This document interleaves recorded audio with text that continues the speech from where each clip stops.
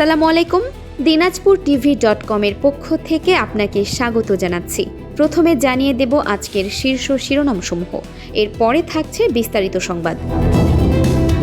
আগামীকাল জুলাই গণ অভ্যুত্থান স্মৃতি জাদুঘর উদ্বোধন করবেন প্রধানমন্ত্রী। সবার মতামত নিয়েই সংবিধান সংশোধন করা হবে, জানালেন স্বরাষ্ট্রমন্ত্রী। তৈরি পোশাক রপ্তানিতে বিশ্বের টানা পঞ্চমবারের মতো দ্বিতীয় অবস্থান ধরে রাখল বাংলাদেশ। জুলাই বিপ্লবের ইতিহাস ভুলিয়ে দেওয়ার চেষ্টা হলে কঠোর জবাব দেওয়া হবে, হুঁশিয়ারি জামায়াত আমিরের। গাজা চুক্তির শর্ত নিয়ে মার্কিন প্রশাসনের সাথে মতবিরোধ রয়েছে, নিশ্চিত করলেন নেতানিয়াহু। এতক্ষণ শুনলেন খবরের শিরোনাম, এবার শুনবেন বিস্তারিত। আগামীকাল বুধবার আনুষ্ঠানিকভাবে যাত্রা শুরু করছে ঐতিহাসিক জুলাই গণ অভ্যুত্থান স্মৃতি জাদুঘর।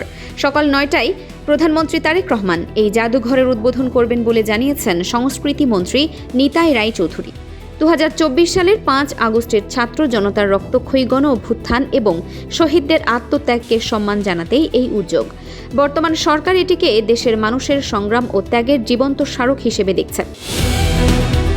দেশের সব শ্রেণী পেশার মানুষের মতামতের ভিত্তিতেই সংবিধানের একটি গ্রহণযোগ্য সংশোধনী প্রস্তাব তৈরি করা হবে। আজ মঙ্গলবার জাতীয় সংসদ ভবনে সংবিধান সংশোধনে গঠিত বিশেষ কমিটির বৈঠক শেষে স্বরাষ্ট্রমন্ত্রী সালাহউদ্দিন আহমদ কথা জানান। তিনি বলেন, সরকার উন্মুক্ত মনোভাব নিয়ে সবার পরামর্শ শুনতে প্রস্তুত। রাজনৈতিক ঐক্যমত্যের ভিত্তিতে চূড়ান্ত প্রস্তাব সংসদে বিল আকারে উত্থাপন করা হবে। নানা সংকট সত্ত্বেও তৈরি পোশাক রপ্তানিতে বিশ্বে দ্বিতীয় অবস্থান ধরে রেখেছে বাংলাদেশ। বিশ্ব বাণিজ্য সংস্থার সর্বশেষ পরিসংখ্যানে টানা পঞ্চমবারের মতো এই সাফল্য উঠে এসেছে। গত বছর বাংলাদেশ থেকে 38.82 বিলিয়ন ডলারের পোশাক রপ্তানি হয়েছে, যা নিকটতম প্রতিযোগী ভিয়েতনামের চেয়ে বেশ এগিয়ে। এই অবস্থান সুসংহত করতে খাত সংশ্লিষ্টরা স্বয়ংক্রিয় প্রযুক্তির ওপর জোর দিচ্ছেন। জুলাই গণ অভ্যুত্থানের ইতিহাস ভুলিয়ে দেওয়ার যে কোনো চক্রান্ত দেশের জনগণকে সাথে নিয়ে প্রতিহত করা হবে। আজ ঢাকায় এক প্রকাশনা উৎসবে এমন হুঁশিয়ারি দিয়েছেন জামায়াতে ইসলামীর আমির ডাক্তার শফিকুর রহমান।